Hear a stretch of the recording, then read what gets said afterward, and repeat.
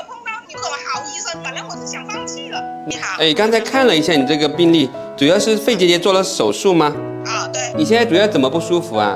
就咳嗽啊，痰都在喉咙这里，你觉得那个痰从上面掉下来的还是下面咳上来的？痰是什么颜色呀？白色的黏黏的，那我们调一下，从底下。